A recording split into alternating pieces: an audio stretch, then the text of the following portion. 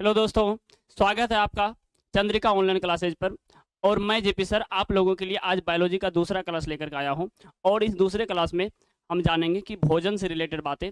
आपको पिछले क्लास में मैंने बताया कि जैव प्रक्रम क्या होता है, उनके बारे में सारी मूलभूत बातें वो सब का चर्चा किए हैं। और वो चर्चा हम जो किए हैं वो आप यहाँ पर सजीव निर्जीव के बारे में भी हमने बताया पिछले कक्षा में। और उसके साथ साथ जैव प्रक्रम के बारे में हमने बताया कि जैव प्रक्रम कौन होता है कौन नहीं होता है। आगे का बात समझने के लिए सबसे पहले आप पिछले पार्ट का वीडियो देख लीजिए ताकि एक क्रम से आपको समझ में आ जाए। दोस्तों, यदि मैं सबसे पहला बात करूं कि ये जो जैव प्रक्रम है, मैंने आपको बताया हमारे शरीर में बहुत सारी क्रियाएं होती है। बहुत सारी क्रियाएं होने का मतलब ये हुआ हमारे जो कोशिकाएं हैं उसको जीवित रहने के लिए, हमारे कोशिकाओं को चलने के लिए कई प्रकार की चीजें हैं जो अनिवार्य है और जो हमारे जीवन के लिए अनिवार्य है, जो हमारे जीवन के लिए अनिवार्य है, जिसके बिना हमारे कोशिकाओं हमारे शरीर की कल्पना नहीं की जा सकती है, वो सारी क्रियाएं हमारे जैव क्रियाएं होती है। और वो जो जैविक क्रियाएं होती है दोस्तों, जैसे हमारे पोषण हो गया। यदि पोषण हम नहीं करते हैं, भोजन नहीं करते हैं, तो साथ में हमारा ग्लूकोज का फॉर्मेशन नहीं होता है। यदि ग्लूकोज नहीं बनता है तो फिर कोशिका में ऊर्जा निर्माण नहीं होगा। तो ऊर्जा निर्माण करने के क्रम में श्वास लेते हैं तो वो श्वसन होता है, जिससे ग्लूकोज से ऊर्जा निर्माण होता है। ये भी जरूरी होता है। ये उसके बाद जो अपशिष्ट पदार्थ बनते हैं उसे शरीर से बाहर निकालना भी जरूरी होता है, उसे हम लोग उत्सर्जन कहते हैं। ऑक्सीजन को फेफड़ा से कोशिका तक जाने के लिए हमें रक्त की आवश्यकता होती है, वो भी परिवहन हुआ, वो भी जरूरी होता है। ये सब चार चीजें हैं आपस में मिल करके हमारे शरीर के कोशिकाओं को जीवित रखने का काम करता है। जो हमारे शरीर के कोशिकाओं को जीवित रखने का काम करता है, जो हमारे टूटे फूटे जगहों को मरम्मत करने का काम करता है, उसे हम लोग लाइफ प्रोसेस जैव प्रक्रम कहते हैं। इनके अतिरिक्त कई क्रियाएं हैं, जैसे जनन है, जैसे जैव विकास है, जैसे आनुवांशिकता है। ये सब जैव प्रक्रम के अंतर्गत नहीं आता है। कारण ये है बिना जनन का भी हमारी कोशिका जीवित रह सकती है, बिना आनुवांशिक गुण आने का भी हमारे कोशिका जीवित रह सकते हैं। बिना जैव विकास यानी पिछले जन्म में, पिछले कई वर्ष पहले यदि हम बंदर की तरह थे तो आज हम बंदर की तरह होते तब भी हम जीवित रह सकते थे। इसका कारण ये हुआ कि जो हमारे कोशिकाओं के अनिवार्य है वो हमारा जैव प्रक्रम है। ये पिछले वीडियो का रिव्यू है। और इसके साथ मैं बता दूं दोस्तों, यदि मैं आपको पूछना चाहूं, आप लोगों में से कई ने वायरस का नाम सुना होगा। सबसे पहले तो कई लोग कोरोना वायरस का ही नाम सुना है। यदि सबसे पहले वायरस का बात करें हम, जो वायरस होता है, वायरस मतलब विषाणु।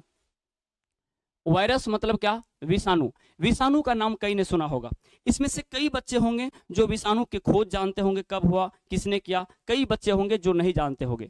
कोई भारी बात नहीं है, सबके लिए सब कुछ जानना अनिवार्य भी नहीं है। और जानना इसलिए भी अनिवार्य हो जाता है क्योंकि आप तैयारी कर रहे हैं, क्योंकि आप पढ़ना चाहते हैं, आपके जहनो दिमाग में पढ़ाई बैठा हुआ है। दोस्तों, यदि मैं बात करूं वायरस क्या होता है, वायरस एक अविकसित कोशिकाएं हैं। वायरस एक अविकसित कोशिकाएं हैं जिसका जीवन बर्बाद हो चुका है। मतलब वो वृद्धि नहीं कर पाया अपने शारीरिक स्थिति को, एक कोशिका, और वो भी अविकसित, विकास नहीं किया गया। वो आप 9th क्लास में जब सेल चैप्टर पढ़ेंगे उसमें ये चीज जानेंगे। यदि मैं बात करूं इसकी खोज की तो 1892 ईस्वी की बात है साथियों। 1892 ईस्वी में एक वैज्ञानिक था दिमित्री इवानोवस्की। तो कई लोगों ने तंबाकू का नाम सुना होगा, जिसे हम लोग खैनी भी कह देते हैं। ये जो तंबाकू है उसमें एक रोग हुआ था, उस रोग का नाम रखा टीएमबी, टोबैको मोजैक रोग हुआ था। और वो रोग जो हुआ था वो वायरस के कारण हुआ था। उस वायरस को ही नाम दे दिया गया TMV, tobacco mosaic virus. Tobacco mosaic virus यानी वायरस का खोज हम कह सकते हैं तंबाकू के पौधा में हुआ। लेकिन इस वायरस का अगर लक्षण का बात करें, इस वायरस में क्या पाया गया, इसके बारे में जब धीरे धीरे ज्यादा ज्ञान प्रसार हुआ है वायरस के बारे में, तो साथियों आगे चल के ये पता चला ये वायरस के अंदर आणविक गति नहीं होती है। अर्थात ये स्वतंत्र रूप से अपने शरीर में गति नहीं कर सकती है, स्वतंत्र रूप से ये जनन नहीं कर सकता है। ये किसी सजीव के शरीर में जाकर के ही अपने शरीर के वृद्धि कर सकता है, अपने आरएनए से दोबारा टेम्पलेट आरएनए बना करके, कॉम्प्लीमेंट्री आरएनए बना करके अपना शरीर निर्माण कर सकता है। उसके बाद वो अपना जनसंख्या में वृद्धि करा सकता है, किसी सजीव के शरीर के अंदर जाकर के। किसी वायुमंडल में, किसी वातावरण में ये फैल नहीं सकता है, ये अपना वृद्धि नहीं कर सकता है। जब वृद्धि नहीं करेगा तो फिर वायरस का कोई काम ही नहीं रहा रोग फैलाने में। तो रोग फैलाने में यदि काम कर रहा है तो ये किसी सजीव के शरीर में जाकर के ही कर रहा है। और कुछ लक्षण इसका ऐसा है जो सजीव के जैसे है, जैसे ये वृद्धि करता है, लेकिन करने का कारण क्या है कि वो किसी सजीव के शरीर में जाके करता है। कुछ लक्षण ऐसा है जिसके कारण कह सकते हैं ये निर्जीव है, क्योंकि वो बाहर में वृद्धि नहीं करता है, क्योंकि वो श्वसन नहीं करता है बाहर में। तो ये निर्जीव का लक्षण हो गया। यही कारण है अब तक जो हमारा वायरस है इसके बारे में सजीव निर्जीव का विवाद बना हुआ है। सजीव और निर्जीव का विवाद बना हुआ अभी तक, सजीव और निर्जीव कौन है इसमें विवाद बना हुआ है अभी तक, यानी लिविंग नॉन लिविंग अभी तक विवाद है किसमें, वायरस में, क्योंकि इसमें बाह्य गति नहीं होती है, इसमें आंतरिक गति भी नहीं होती है, ये किसी सजीव के अंदर जाकर के अपना गति प्रकट करते हैं। ठीक है, तो ये तो पिछले क्लास का बात था, ये सब बातें हमने कर लिया।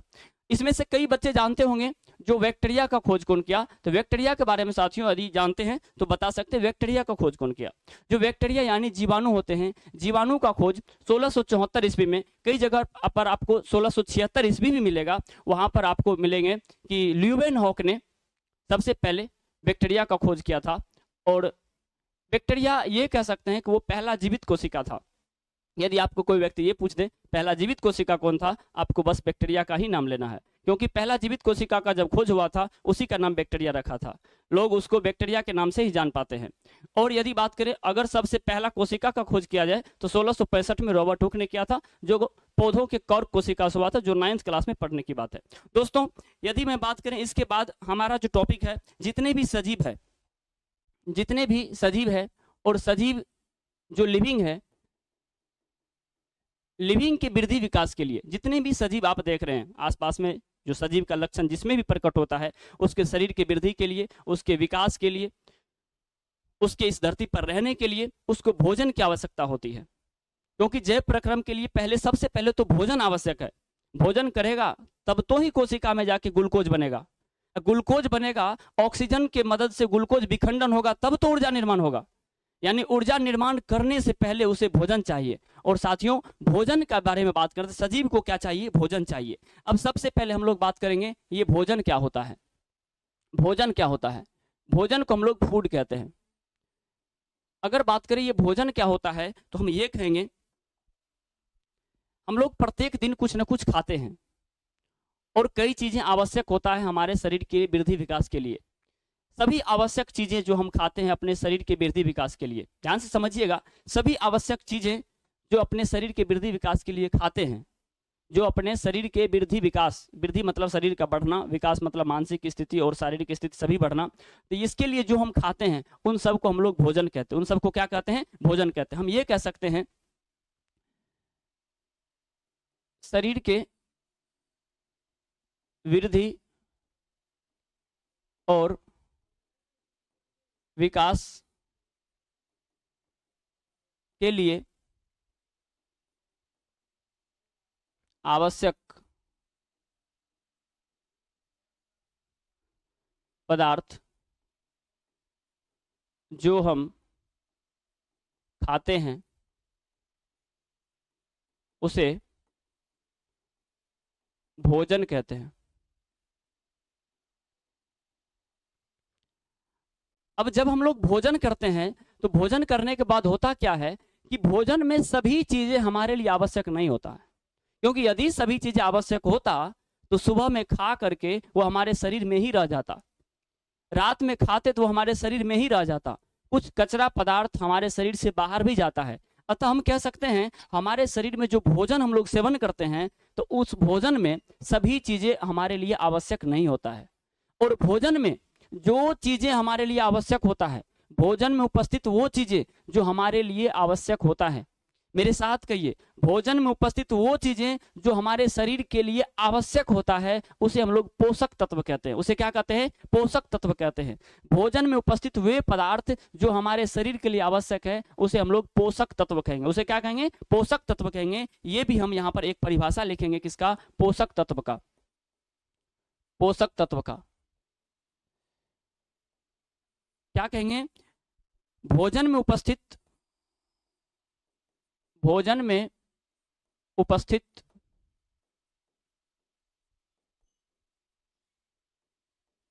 आवश्यक पदार्थ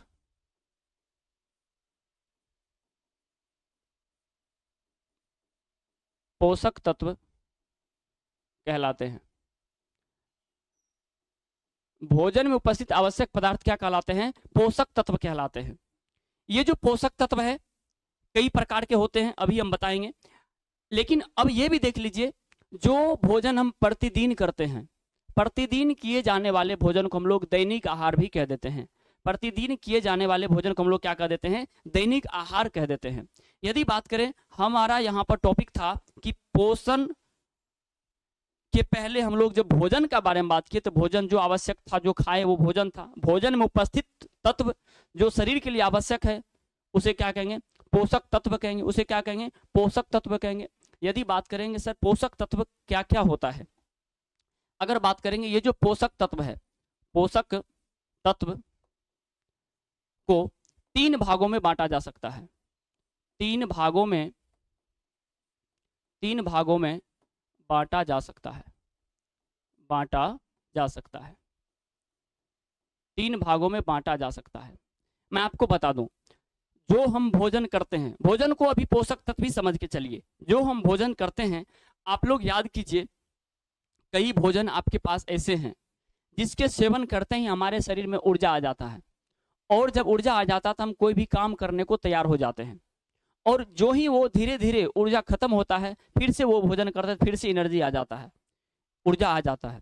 यानी भोजन कर रहे हैं, ऊर्जा आता है, फिर सठा, फिर भोजन किए, फिर ऊर्जा आया।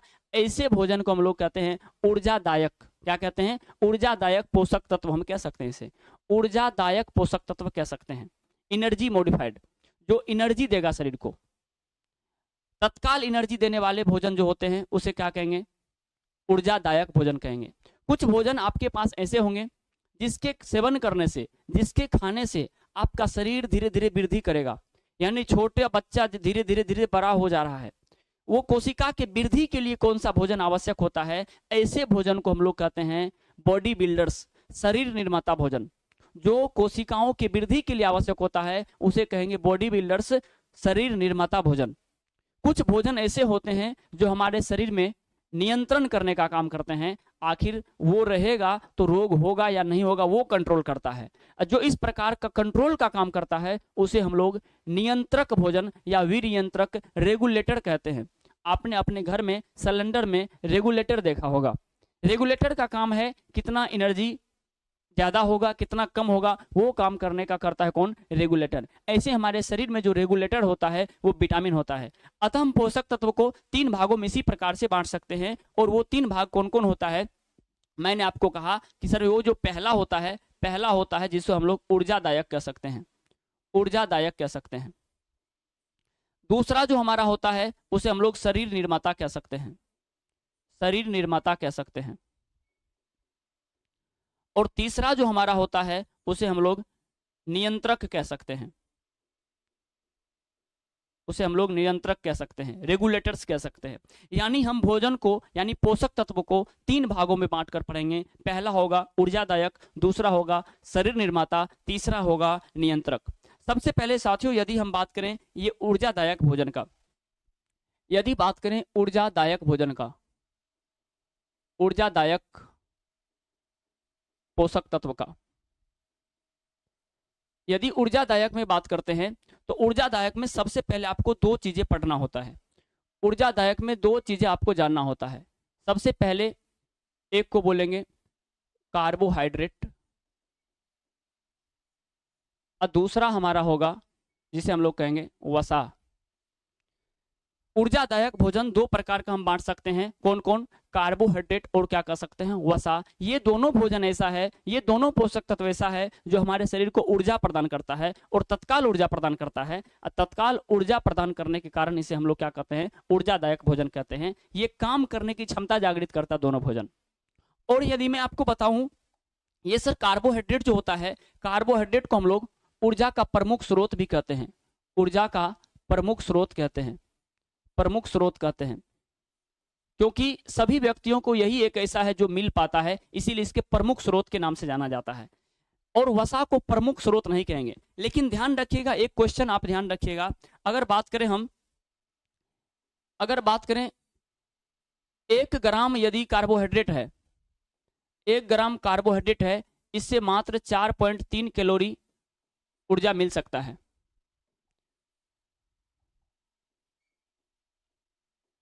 वही बात करें यदि 1 ग्राम वसा है तो इससे आप 9 कैलोरी के आसपास ऊर्जा उत्पन्न करा सकते हैं। मतलब ऊर्जा वसा से ज्यादा मिलता है, लेकिन ये प्रमुख स्रोत नहीं है, क्योंकि वसा ज्यादा हानिकारक भी होता है हमारे शरीर के लिए। और दूसरा बात यह है कि ये संभवतः हर जगह सबको मिलने वाला भी नहीं होता है, और ये हमारा कार्बोहाइड्रेट लगभग सभी व्यक्ति को मिल जाता है, जिस कारण से इसे प्रमुख स्रोत माना गया है। यानी ऊर्जा का प्रमुख स्रोत हमारा कौन हो गया? कार्बोहाइड्रेट हो गया। और कार्बोहाइड्रेट वसा दोनों से हमारा क्या मिलता है? ऊर्जा मिलता है। ये बात आपको ध्यान में रखना है, दोनों से ऊर्जा मिलता है, ये बात आपको ध्यान में रखना है। अगर बात करेंगे सर कार्बोहाइड्रेट, ऐसा कौन कौन भोजन है जो कार्बोहाइड्रेट प्रदान करता है, तो सबसे पहले याद रखिएगा साथियों, सबसे पहले बात करेंगे चावल, उसके बाद बात करेंगे आलू, जितने भी मीठे फल है, मीठे फल सब में कार्बोहाइड्रेट होता है। तो चावल, आलू, मीठे फल जितने भी देख रहे हैं, साथ में हम एक शॉर्टकट में लिख देते हैं, जो भी आपके पास अनाज आ रहा है, जो अखरोट आ रहा है, मक्का आ रहा है, गेहूं आ रहा है, ये सब चीज में क्या पाया जाएगा? कार्बोहाइड्रेट पाया जाएगा। ये कुछ प्रमुख चीजें हम लिख दिए हैं, ठीक है। तो ये ध्यान रखिएगा, जितने भी अनाज आपके पास होगा, मक्का होगा, गेहूं होगा, चावल होगा, आलू होगा, ठीक है, इन सब चीज में क्या होगा? कार्बोहाइड्रेट होता है। क्या होता है? कार्बोहाइड्रेट होता है। और सबसे बड़ी बात यहाँ पर अनाज लिख दिए, मीठे फल खाइएगा, उसमें भी कार्बोहाइड्रेट होता है। केमिस्ट्री में आप लोग पढ़िएगा, ग्लूकोज, फ्रक्टोज, ये सब चीज पढ़िएगा, है ना। तो सबसे मीठा शर्करा के बारे में पढ़िएगा, फ्रक्टोजर के बारे में, तो ये चीजें आ जाता है। साथ ही यदि बात करें वसा का स्रोत क्या क्या होता है, तो वसा का स्रोत में आप ये देखिएगा, जैसे हम लोग घी खाते हैं, मक्खन खाते हैं, है ना, तेलीय पदार्थ जो भी खाते हैं, तो ये सब हमारा क्या है? वसा का स्रोत है। ये सब हमारा क्या है? वसा का स्रोत है। मांस खा सकते हैं, मछली खा सकते हैं, मांस मछली में भी वसा मिलता है, तो ये सब हमारा क्या है? वसा का स्रोत है। ये आपको ध्यान में रखना है, ये हमारा कार्बोहाइड्रेट का स्रोत है। यानी कार्बोहाइड्रेट और वसा से हम लोग एनर्जी लेते हैं, और एनर्जी लेने के लिए आप लोग ये सब खाते हैं। तो ये सब दैनिक आहार भी होता है, क्योंकि हम लोग ये सब प्रत्येक दिन लगभग खाते हैं। प्रत्येक दिन हम लोग चावल, रोटी, ये सब दाल खाते हैं, तो ये सब हमारा क्या हो गया? दैनिक आहार के अंतर्गत आ भी जाता है, और ऊर्जा देने वाले भोजन है। इसे खा करके हम अपने शरीर को ऊर्जा प्रदान कर सकते हैं, पुनः फिर उसी स्थिति में आ जाते हैं।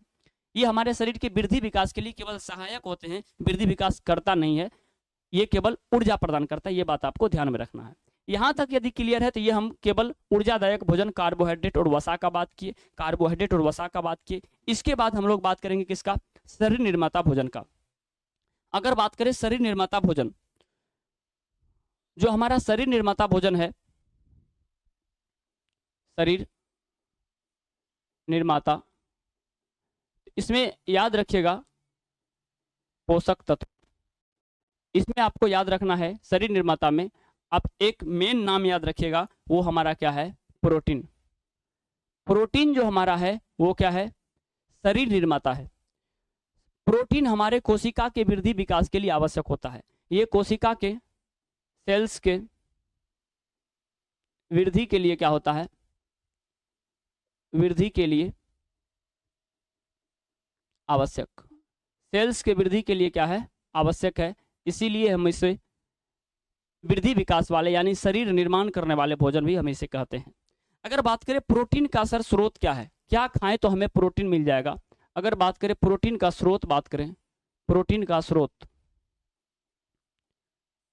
प्रोटीन का स्रोत का बात करें, तो प्रोटीन के लिए सबसे पहले यदि आप साधारण सी चीजें दाल सेवन करते हैं, तो दाल में आपको प्रोटीन मिल जाएगा। दाल सेवन करने से आपको क्या मिल जाएगा? प्रोटीन मिल जाएगा।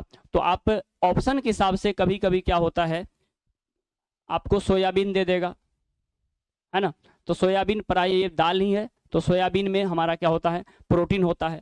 जो भी दाल चीज, दाल वाला नाम आएगा, बादाम आएगा, चना आएगा, उसमें प्रोटीन होता है। दूध में हमारा प्रोटीन होता है, मछली में भी प्रोटीन होता है, तो ये सब ध्यान रखिएगा। अंडा में काफी प्रोटीन होता है, ये भी ध्यान रखिएगा। ये हमारा क्या है? प्रोटीन का प्रमुख स्रोत है।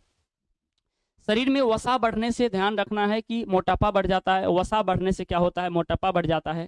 और जिसके शरीर में ज्यादा वसा होता है, मोटापा बढ़ता है लेकिन उसका वजन कम हो जाता है, क्योंकि वसा हमारे शरीर के लिए हल्का पदार्थ होता है, इसलिए वजन घट ही जाता है, लेकिन शरीर का मोटापा फैल जाता है। जो कई आपने देखा होगा, लड़की जो होती है, जो काफी मोटी होती है, लेकिन उसका वजन ज्यादा नहीं होता है, क्योंकि उसके शरीर में वसा की मात्रा बहुत अधिक होती है। वही यदि पुरुष का बात करें, बहुत पतला पुरुष भी काफी वजन का हो सकता है, क्योंकि उसके शरीर में वसा की मात्रा बहुत कम होती है। और लड़कियों के शरीर में जो वसा होती है, जिस कारण से उसका जो त्वचा होती है, स्किन होती है, वो भी सॉफ्ट होता है वसा के कारण ही। और पुरुषों के शरीर में उसके तुलना में काफी कम वसा होता है, जिसलिए इसका शरीर उतना सॉफ्ट नहीं होता जितना गर्ल्स का शरीर सॉफ्ट होता है। ये सब बात आपको ध्यान में रखना है। तो हमने कहा ये प्रोटीन का स्रोत है, दाल हो गया, सोयाबीन, दूध, मछली, अंडा, ये सब प्रोटीन का स्रोत है। साथियों, यदि मैं बात करूं जो हमारा विनियंत्रक भोजन है, कंट्रोल करने वाला विनियंत्रक भोजन, विनियंत्रक भोजन है, विनियंत्रक पोषक तत्व है, इसके अंतर्गत क्या क्या आता है? तो विनियंत्रक के अंतर्गत क्या सब आएगा, आप याद रखिएगा। विनियंत्रक के अंतर्गत सबसे पहला जो आएगा वो आएगा विटामिन, है ना। और विटामिन के साथ आप याद रखिएगा यहाँ आएगा कौन, खनिज। ये जो हमारा रुक्षांश भोजन है, ये हमारे क्या है, भोजन को सही तरह से पचाने के लिए, जल अवशोषण में मदद करता है। तो रुक्षांश भोजन की कमी से हमारे शरीर में पाचन शक्ति गड़बड़ा जाते हैं, जिस कारण से भोजन नहीं पच पाता और कब्जियत जैसे बीमारी हो जाता है। और आपको पता होना चाहिए, कब्जियत बीमारी से कई प्रकार की बीमारी हमारे सामने आ जाती है, जैसे मसल्स बाहर आ जाना, बवासीर, ये सब चीजें हम चर्चा करेंगे आगे जाकर के। तो ये रुक्षांश भोजन, जैसे आप सलाद खाते हैं, सबसे ज्यादा रुक्षांश भोजन आप क्या खाइएगा, सलाद खाइएगा, तो आपको मिल जाएगा। इसीलिए प्रत्येक दिन हम भोजन में सलाद खाने का कोशिश करेंगे, और सलाद खाएंगे तो रुक्षांश भोजन मिलता रहेगा।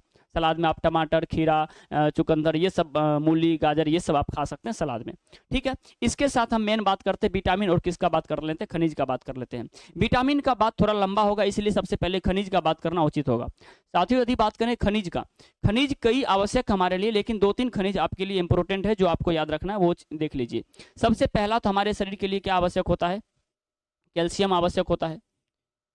कैल्शियम जो हमारे हड्डी है, हड्डी और दांत का जो एक प्रकार का पोषक तत्व है, मेनली ये कैल्शियम होता है, जो हड्डी दांत को मजबूती प्रदान करता है। दूसरा हमारे लिए आयरन, लोहा जरूरी होता है, आयरन जरूरी होता है, लोहा जरूरी होता है। इस आयरन से हमारे शरीर में हीमोग्लोबिन का निर्माण होता है, और हीमोग्लोबिन आपको पता है फेफड़ा से कोशिका तक ऑक्सीजन को ले जाने का काम करता है, इसीलिए आयरन भी जरूरी है। इन सब के कमी से रोक तो वो आगे हम बता रहे हैं आपको। इसके साथ आप याद रखिएगा, जो आयोडीन है ये हमारे शरीर के लिए काफी आवश्यक है। इसके कमी से भी कई प्रकार के रोग हो जाते हैं, घेगा रोग, हमारे मेटाबॉलिज्म कमजोर हो जाते हैं, ये सब चीज़ ध्यान रखिएगा। कैल्शियम, आयरन, जो आयोडीन है, ये 3 चीज़ें आपको मेन रूप से ध्यान रखना है। इसके साथ फास्फोरस का भी आवश्यक होता है, ये ध्यान रखना है। तो ये 3 चीज़ें हमारे लिए आवश्यक है। हम सबसे पहले विटामिन, कैल्शियम, आयरन, आयोडीन का बात करेंगे। उससे पहले थोड़ा सा हम ये बात करें विटामिन के बारे में, थोड़ा सा जानते हैं। अगर बात करें हम विटामिन के बारे में, वैसे तो विटामिन कई प्रकार के होते हैं, लेकिन आप जिस स्थान पर अभी है उसके लिए कुछ चीजें हैं जो आवश्यक आपको ध्यान में रखना है। विटामिन को हम लोग 2 पार्ट में बांट सकते हैं। विटामिन को हम लोग 2 पार्ट में बांट सकते हैं। एक विटामिन ऐसा होता है जिसको हम लोग कह सकते हैं जल में घुलनशील, जल में घुलनशील। एक विटामिन ऐसा होता है जिसे हम लोग कह सकते हैं वसा में घुलनशील, वसा में घुलनशील, जल में घुलनशील और वसा में घुलनशील। यदि बात करें जल में घुलनशील, वसा में घुलनशील क्या है? घुलनशील का मतलब होता है किसी पदार्थ में घुल मिल जाना, वो घुलनशील कहलाता है, घुलनशीलता। तो यदि बात करें, कुछ विटामिन ऐसे होते हैं, कुछ विटामिन ऐसे होते हैं जो विटामिन जल में घुल मिल जाता है। कुछ विटामिन होते हैं जो जल में नहीं घुलता है, बल्कि उसे वसा में डालने से वसा में वो मिल जाएगा। तो ये सब कौन कौन होता है? कहेंगे जल में घुलनशील, आपको याद रखना है, जल में घुलनशील 2 विटामिन आपको याद रखना है। कौन कौन? आपको याद रखना, बी और सी। विटामिन बी और सी क्या है? जल में घुलनशील है। और वसा में घुलनशील विटामिन याद रखिएगा, वसा में घुलनशील विटामिन याद रखिएगा आप, के ई डी ए, यानी आप ऐसे करके याद सकते हैं, कीड़ा करके याद कर सकते हैं। वसा में घुलनशील विटामिन कौन होगा? कीड़ा करके याद कर सकते हैं, के ई डी ए, कीड़ा, कीड़ा करके आप याद कर सकते हैं, जो वसा में घुलनशील है। विटामिन के, ई, डी और ए वसा में घुलनशील है, और बी और सी हमारा क्या है? जल में घुलनशील है। तो इस प्रकार से विटामिन 2 प्रकार के होते हैं, जल में घुलनशील और वसा में घुलनशील। अब साथियों, आपको पता होना चाहिए, जो विटामिन जल में घुलनशील है, हमारे शरीर में जल, हमारा शरीर का लगभग 60 से प्रतिशत हिस्सा जल का है, तो इसका मतलब जल में ये विटामिन घुल जाता होगा, तो मूत्र के माध्यम से ये बाहर भी आ जाता होगा, जिस कारण से हम ये कह सकते हैं हमारे शरीर में विटामिन सी संचित नहीं हो सकता है, हमारे शरीर में विटामिन सी जमा नहीं रह सकता। ये भी क्वेश्चन कई बार आया है, हमारे शरीर में कौन सा विटामिन संचित नहीं रह सकता, आपको कहना क्या, सी। सब विटामिन के बारे में थोड़ा सा पहले हम चर्चा करेंगे, ठीक है। तो हम बात करें एक चार्ट बना करके, यदि बात करें विटामिन का तो ठीक रहेगा। विटामिन के बारे में थोड़ा सा यहीं पर एक चीज लिख देते ताकि आपको ध्यान रहेगा। साथियों, यदि बात करें विटामिन बी का, विटामिन बी कई प्रकार के होते हैं, B1, B2, B3 इस प्रकार से होते हैं। यदि बात करें विटामिन B1 जो होते हैं, B1 का एक नाम होता है जिसको हम लोग क्या कहते हैं, थायमिन कहते हैं। उसी प्रकार से B2 होते हैं, उसका नाम होता है जिसको हम लोग कहते हैं राइबोफ्लोविन कहते हैं। आपको आगे बहुत नहीं जानना है, बस आपको एक दो लिख दिए, राइबोफ्लोविन, उसके बाद नियासिन होता है, ये सब चीज होता है, निकोटिन होता है, ये सब ध्यान रखना है।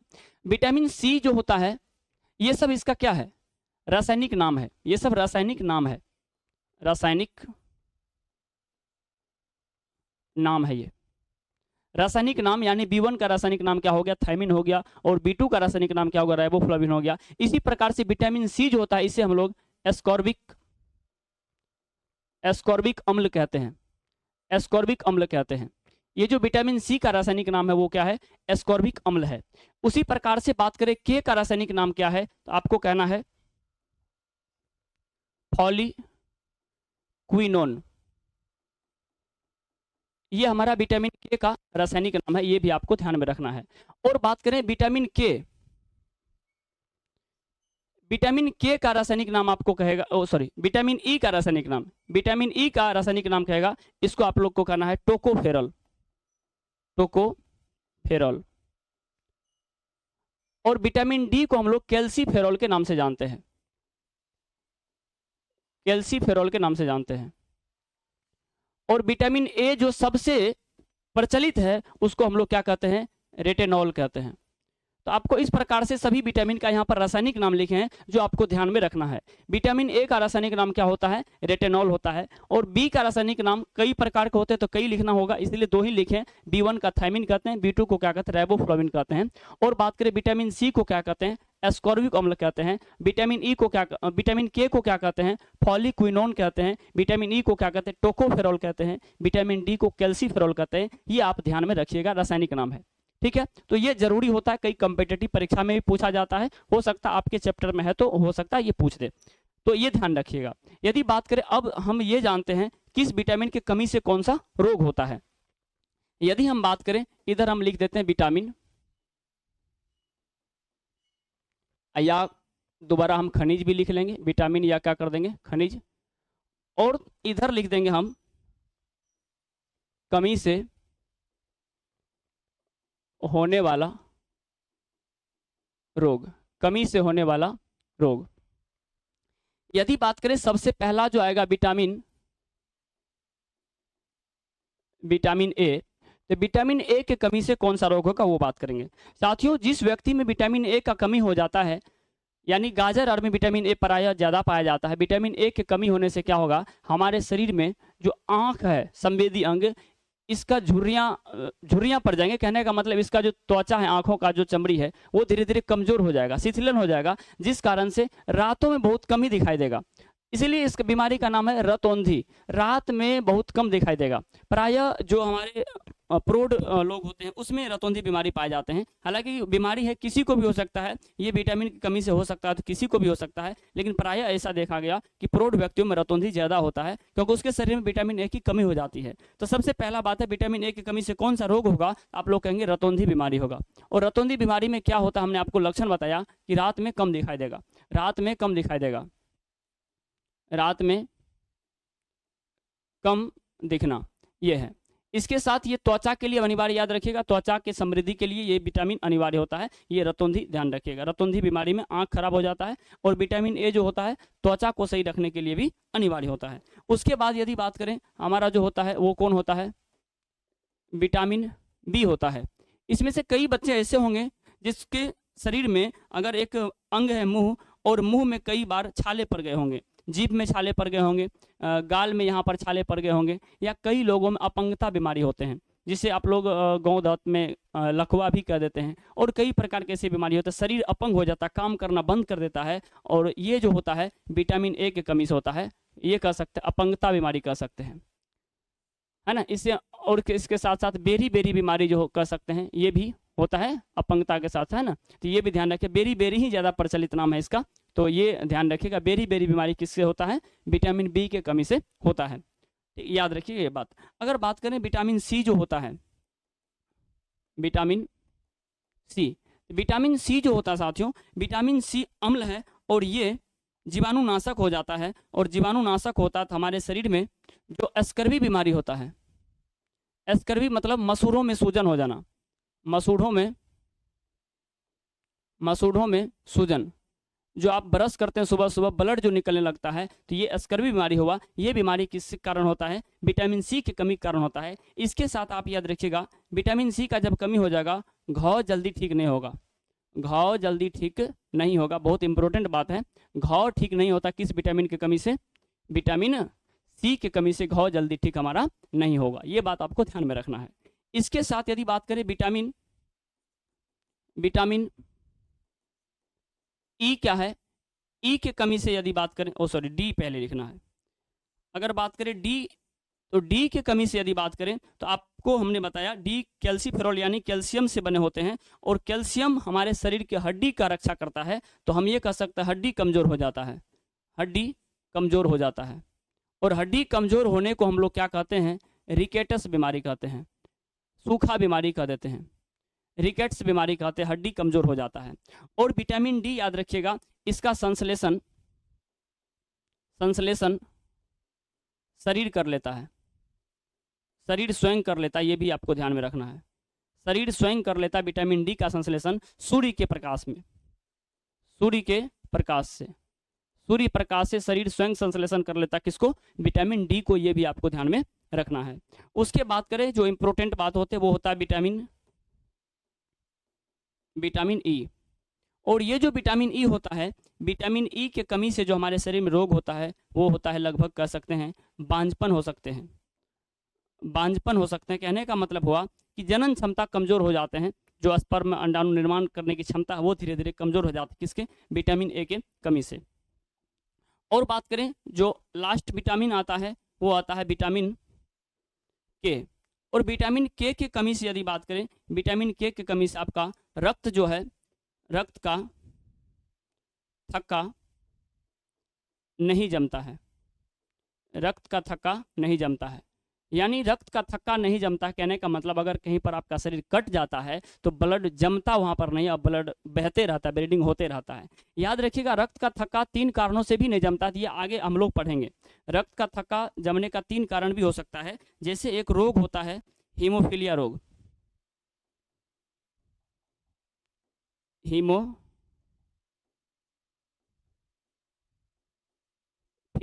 ये अनुवांशिक बीमारी है, इस कारण से भी रक्त का थक्का कभी कभी नहीं जमता है।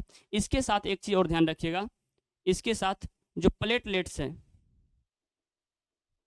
प्लेटलेट्स के रक्त का संगठन होता है, प्लेटलेट्स पट्टिकाणु, उसका भी कमी हो जाएगा, तब भी आपका रक्त का थक्का नहीं जमेगा। ये सब का चर्चा हम आगे जाकर के करेंगे। और विटामिन के तो है ही, विटामिन पूछेगा रक्त का थक्का नहीं जमने तो क्या कहना है? के कहना है। यदि रक्त का संगठन का बात करेगा तब प्लेटलेट्स कहना है। यदि कोई रोग पूछ देगा तो हीमोफीलिया रोग में रक्त का थक्का नहीं जमता, ये बात आपको ध्यान में रखना है। यहाँ पर लगभग सभी विटामिन हमने लिख दिया। तो यहाँ पर स्रोत का भी कई बात हो जाते हैं, जैसे गाजर खाने से प्रायः विटामिन ए मिल जाएगा, जो हरा सब्जी खाएंगे तो उसमें विटामिन ए मिलेगा, जो हमारे अंकुरित चीज़ें खाएंगे विटामिन ई उसमें मिल जाएगा, अंकुरित चीज में विटामिन बी भी मिल जाएगा, अनाज में विटामिन बी मिल जाता है, खट्टे फलों में विटामिन सी मिल जाएगा, खट्टे फल जैसे आंवला में ज़्यादातर विटामिन सी पाया जाता है, ये भी ध्यान में रखना है। उसके बाद आप पालक सबसे प्रचलित इसका उदाहरण है, पालक खाने से आपको विटामिन के की प्राप्ति हो जाएगी, ठीक है। तो ये सब चीज़ें प्रचलित चीज़ें हैं, वो ज़्यादा जरूरी ये था, ये हमने लिख दिया। इसके बाद यहाँ पर कुछ जो यहाँ पर तो विटामिन के साथ खनिज भी लिखे हैं, तो खनिज भी आपको ध्यान में रखना है। खनिज में जो हमारा होता है सबसे पहला क्या होता है? आयोडीन होता है। और आयोडीन का यदि शरीर में कमी हो जाता है, आयोडीन की कमी से हमारे शरीर में घेघा यानी गाइटर बीमारी, गलकंड बीमारी हो जाता है। गला यहाँ पर एक ग्रंथि है जिसका नाम है हमारा क्या?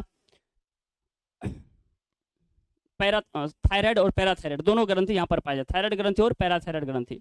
थायराइड ग्रंथि से क्या होता है? थायरोक्सिन हार्मोन निकलता है। थायरॉक्सिन हार्मोन की रिलीज होने के लिए ये आयोडीन अनिवार्य होता है। जब हमारे शरीर में आयोडीन की कमी हो जाता है तो थायरॉक्सिन हार्मोन निकलना बंद हो जाता है। शरीर में थायरॉक्सिन की पूर्ति करने के लिए ये ग्रंथि फूल जाता है, नीचे लटक जाता है। इसी रोग को हम लोग क्या कहते हैं, घेगा रोग कहते हैं। ये हम लोग जाकर के नियंत्रण और समन्वय चैप्टर में जाकर के पढ़ेंगे। तो आयोडीन की कमी से कौन सा रोग हो सकता है, घेगा रोग हो सकता है। उसी प्रकार से हम बात करें सर, जो हमारा कैल्शियम भी तो बोले, तो कैल्शियम जो है, कैल्शियम आप ऐसे याद रखिएगा, कैल्शियम बराबर विटामिन डी, तो वो आपका हड्डी कमजोर हो जाएगा। ये भी वैसे दंत क्षरण हो सकता है, दंत क्षरण, दांत खराब हो जाएगा, है ना, हड्डी कमजोर, ये आपको ध्यान में रखना है। इसके बाद बात करें, एक और चीज हमने कहा था, और वो हमारा क्या है, आयोडीन, कैल्शियम और आयरन। आयरन की कमी से आपके रक्त में क्या हो जाएगा, हीमोग्लोबिन की कमी हो जाएगा। और हीमोग्लोबिन की कमी हो जाना हमारे शरीर में क्या करता है, एनीमिया रोग उत्पन्न करता है। एनीमिया रोग उत्पन्न करता है ना। इसे हम लोग रक्त अल्पता कहते हैं। एनीमिया रोग किसके कमी से होगा, आयरन के कमी से होगा। ये आपको ध्यान में रखना है, आपको ध्यान में रखना है। एनीमिया और रोग आयरन कमी से होगा। तो आप फल खाइएगा तो ये सब लगभग पूर्ति हो जाएगा। तो आज हम लोग ने जाना कि ये भोजन, पोषक तत्व, ये सब चीज़ हमने जाना। इसके बाद ऊर्जादायक भोजन, कार्बोहाइड्रेट, वसा होते हैं, ये भी हमने जाना। कि शरीर निर्माता भोजन प्रोटीन होता है, प्रोटीन के बारे में हमने जाना। नियंत्रक भोजन विटामिन और खनिज के बारे में हमने जाना। विटामिन कितने प्रकार के होते हैं, रासायनिक नाम क्या है, विटामिन के कमी से कौन कौन सा रोग होता है। इसके बाद हमने जाना कि जो खनिज है, खनिज की कमी से कौन कौन रोग होता है। ये चीज़ें हम लोगों ने एक शॉर्ट रिविजन कर लिए। और इसके साथ अगर यह वीडियो आपको पसंद आया होगा, अगर आप हमारे चैनल को सब्सक्राइब नहीं किए हैं तो आप चैनल को सब्सक्राइब कर लीजिए, ताकि इसी प्रकार का लाभदायक, जो आपके बोर्ड एग्जाम के लिए, जो आपकी परीक्षा के लिए महत्वपूर्ण वीडियो होंगे, वो आपके पास आते रहेगा। और यहाँ तक देखने के लिए आपका दिल से शुक्रिया, धन्यवाद।